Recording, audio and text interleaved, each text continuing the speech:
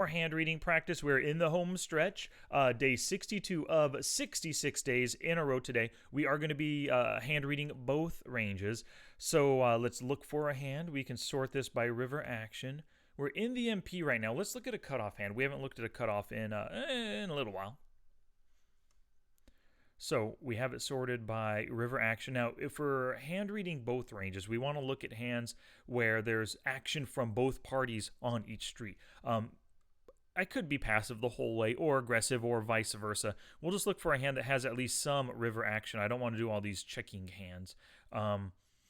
So raise, check, call, raise again. Okay, so a wide range of actions here. This folding on the flop, we don't want to see those. The hand went to showdown, so we had a three-way pot to the river and I got out of it. We do not want to look at those. Raise, check, call, call. Raise, check, bet, call, and then another call. Okay. This seems like a good one here. Let's see. And then, of course, our tools that we need from splitsuit.com/templates. We've got to whip out the dual range template right here. And then, of course, we've got two different Flopzilla windows open, as well as Hold EQ, which connects the two windows. So we can look at range versus range as we do the hand reading. We can look at equities, range versus range. So 879-34878.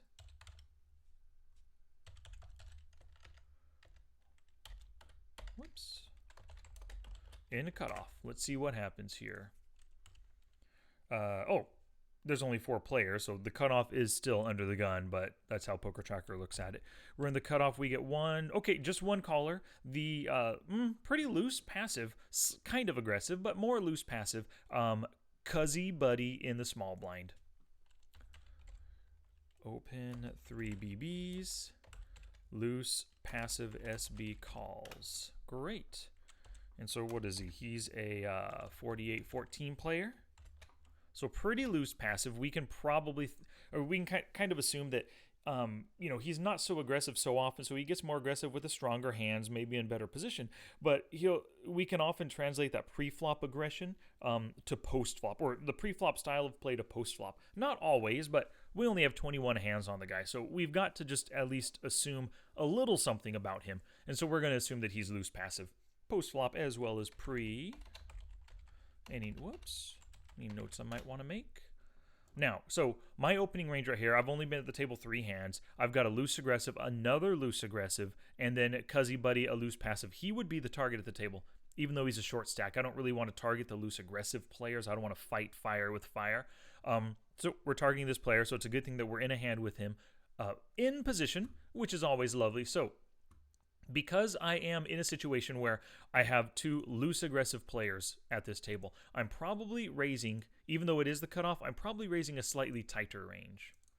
Let's go with the 20%. I'm probably raising every ace. Maybe not all those offsuit aces.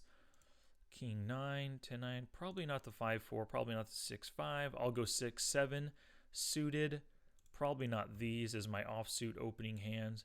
Ace 10 I can open here. Jack 10 occasionally I will open in the cutoff with an offsuit hand, offsuit connector. Let's see, King 9, I can do that. Queen 10, all the way down to 10-8, I like the raise. And then all the pocket pairs. Yep, so this is what I'm going to say is my range. It's kind of a narrow range at 21% in the cutoff. But as you can see, I've got an aggressive 3-better right here in Home Tiger and another aggressive 3-better in New Wave. So I do not fault myself at all for raising a tighter range right here. 21%, 274 combos.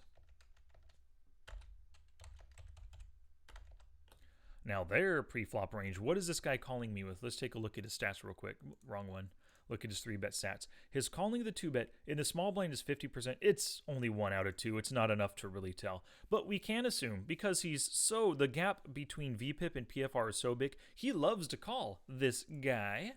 So look at 2-bet calling ranges here. Let's say he's calling a pretty wide 33%. Let's give him 9s, 10s. Let's give him even jacks as a calling hand. Let's say he's calling these. Let's say he's re-raising queens. Let's give him that right there. So let's say he is re-raising a very narrow range and calling the rest of this stuff. And all of this makes sense. I mean, we could go as far wide as giving him all the way to queen deuce and even jack deuce, but 48-14. We can give him all the suited queens. We'll do that. We'll give him 9-6 and 8-5. People like to play the 69 anyway. We'll give him 8-5 to add one more, but we won't go too far in the offsuit realm here. All right, so we're getting a 40% range, 524 combos, one active fella, passively active fella. Wait a second, it wasn't 50%. 40%, 524. So as you can see right now as it stands, with his wide range missing some of the best hands, and then our range containing all the best hands, you can see we have 57% pre-flop equity right now. So things are looking pretty good for us. 57% right there. Let's see what happens. Flop comes. Oh, look at that. Wow. King, Queen, Jack, Club, Spade, Heart. King, Queen, Jack, Club, Spade, Heart. So with our range on this board, we hit top pair, open-ender, and these combo draws 62% of the time. So this is a really favorable board for our range. For our opponent, this board, he hits top pair, open-ender, combo draws only 43% of the time. So we're much better off right now. Sure, he has plenty of straights in his range. We have the 10-9 suited, or he has the 10-9 suited and the offsuit. We only have the 10-9 suited. So there's some made straights that he has in his range that we don't at all. But at this point, with this flop, we have 58% equity. Things are looking good.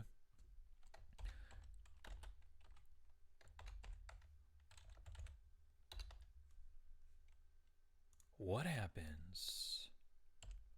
He checks, and then we check behind. Interesting. Now, he's a loose passive player. If I have a super strong hand, I should be betting here to get max value out of the guy. I really should. As we can see, he hits 43% of the time. So 43%, he has something totally worth continuing. And now, depending on what kind of player is, how loose passive he is, he might continue with a ton of gut shots. 77%, we could be getting a lot of value. So I think because I checked, I do not have a made straight, because I don't believe in slow playing versus the fishy players. You've got to bet, bet, bet. I do not have a set, because I'd be betting for value and to charge all of his gut shots in pair plus draw kind of stuff. Two pair, I don't think I'd be even checking two pair. I think this check behind totally caps my range. This is terrible right now. I don't even have aces. No way I'm checking behind aces. I'm not even checking behind these top pair hands. Goodness gracious. Mid pairs, sure. Weak pairs, check in. Ace high time, maybe not just straight up ace highs, but we'll put some 2-card backdoor flushes in. Oh no, wait, I could be checking behind ace highs. Yeah, what am I thinking? No made hand, checking behind as well. Open enders, man, those are all just the random 10s. I really like betting all of them. And most of them are pair plus the open ender, right? The only one that isn't is a 10-8. And so I don't like checking any of these hands. Although he doesn't fold often, and it would be a basic bluff. Still, I don't like checking any of those. Maybe I'll check my gut shots. Maybe I'll check my 2-card backdoor flushes. Open ender plus a pair? There's no way I'm checking those. Gut shot plus a pair? I don't like checking any of those. No, I'm going to say I've just got all a middle range, some weaker draws, and mid-card strength to just ace-high hands. I mean, things are looking pretty crappy right now. I really don't like the fact that I checked behind on this board. It hits my range so hard. I should be firing at least the flop c-bet, even if it's a straight bluff, even if I have pocket fours right now. I should be betting, because I just don't know much about his post-flop play. He fold a c-bet only 0 out of 2, c-bet 0 out of 2. Yeah, I think I should throw out one street as a bluff. I don't like the fact that I checked behind, so I've got this weak stuff here in my range. What is he just straight checking? I think he's checking 100% of his range here. Nothing has to donk lead, because of course, you know, we bet pre-flop. We're the pre-flop raiser. He has a choice to check. Maybe he wants to check raise, check fold, or check call. He could donk lead, but nothing is forcing him to donk lead right now. So he has 100% of his range. He could have flopped a straight and just checking, hoping to check raise us. Totally possible. So we are going to put that. He has a full range here. 100%, 453 combos. Now our range, 79%. 176 combos. All right, so as it stands, now that we've capped our range, we've removed the best stuff, our equity is 52%. at this point right now before the turn comes. And the 10 of hearts. Ooh, completing a ton of draws. Let's see. Yeah, the 10 of hearts here. The 10 of hearts. Ace high, a random 9 has a straight now, or ace high. Ace high on the flop has a straight now. 9s have straights. There's plenty of 2-pair type hands available. So this is kind of an interesting card here. He decides to check, and then we come out with a tiny bet, and he makes a tiny raise, and we call. Huh. Well, if I have the nut straight, I would be re-raising, right? I think I would be at this point, because he has plenty of just like king 10, queen 10, queen jack, 2-pair stuff that's just giving me value with my made hand. Well, maybe I don't want to build the pot just to chop it and lose to the rake. But I still think versus passive player, I should be raising. So, do I have straights? Yeah, this is a tough one. I'm taking out all the ace high straights. I don't like just making a tiny bet and then a tiny call. I could have the 9 high straights. I could be doing those. The sets. Tens. Why would I bet just 50 cents? It's kind of like turning my made hand into a bluff, and then I just call, hoping to hit a full house, I guess.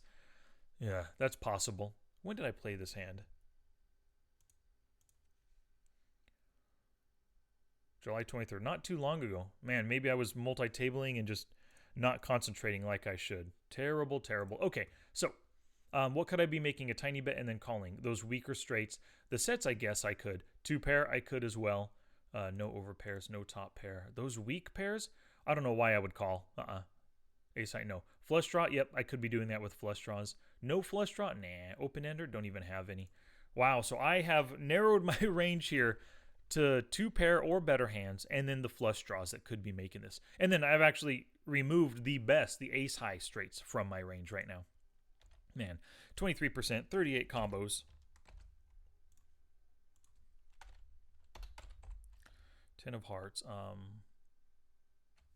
I didn't see what that gave us. Let's take that away. We are at 51% equity. Okay.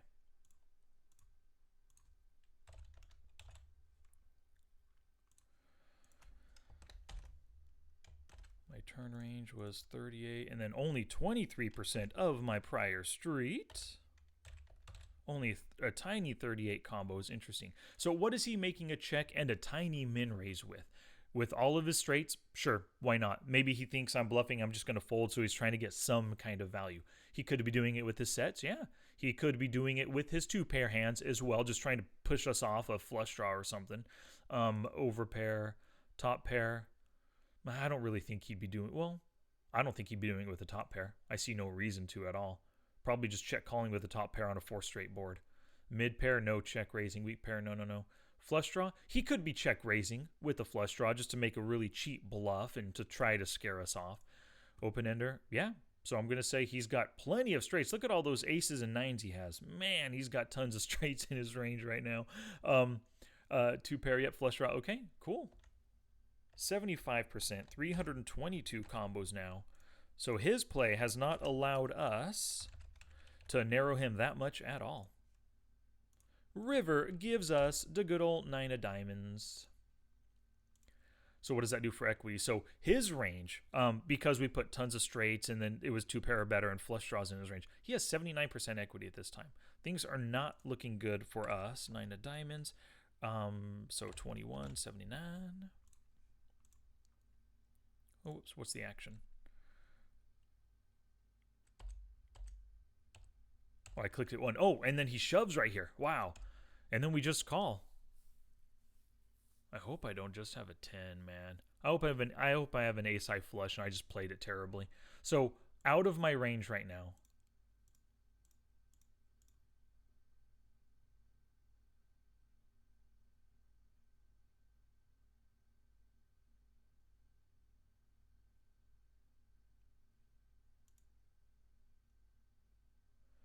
I hope I'm not just calling to chop. I've got to have an ace. Darn it. Yeah. I guess I had an ace high straight on the turn. and I took it out just because of that tiny little min bet right there. Because I wouldn't be calling with the flush draw that I had on the turn, and I wouldn't be calling on a, oh man, that's an overshover. I've got to have an ace, and I removed it from my range. What a bummer. So this is an unsuccessful hand reading for sure. I've got a 0% range. I don't have any hands because the way I've ranged it right here, I've taken out all the aces from my range, and I have to have an ace for making this call. I cannot be calling to chop. $12 bet into a $4 pot, 3x. There's no way. So what is he betting with at this point? Let's see if we can at least get his range straight. He has straights. Nope. All he has is straights. And even then, it's all the ace high straights. Yeah. It's not even like just playing the board kind of straights right here. And so obviously, like he has the ace highs. I think we chop at this point. Let's see what happens. Ace 7 offsuit and ace queen. Yeah. So I remove that. It just kind of confuses me on that board. Why am I betting and then just calling that tiny bet? I think the reason why is because I think he's only raising with an ace, which makes sense. He's probably only raising with an ace or a bluff, like I put flush draws in his range. I did put some 2-pair stuff as well, trying to just maybe see a free river. But yeah, it does make sense. I just made a tiny bet and then call because I didn't want to build the pot too much and just lose money to the rake. Yeah, what a shame. 1294. Let's take a look at this hand right here. Does this show the rake paid? Yeah, so look at that. Because we both had the straight, we both lost 64 cents in this hand over 2 big blinds. So lost 64 cents. If I would have folded at this point, if I would have folded that shove, I would have lost almost $2. I would have lost. But by calling the shove, I actually get half of that money back, and I only lose 64 cents. So, yeah, it's a bummer. We both had to chop the hand, and it makes sense the way I played it now. I just don't like it, though. I think I should have raised because he does have some possible bluffs in his range, as well as 2 pairs and sets that I could be getting value with my nut hand on the turn. So I should have re-raised right there. My bad, but at the time, I probably put us both on an ace with an ace high straight, and I didn't want to lose to the rake, which is what happened. As you saw, we both lost 64 cents. 2.5 big blinds in that hand. With the nuts, we both lost. What a shame when that happens. Alrighty, y'all. Thank you very much for watching this dual range hand reading. I will catch you later. Day 63. Almost there. Down to 66 days. Peace out.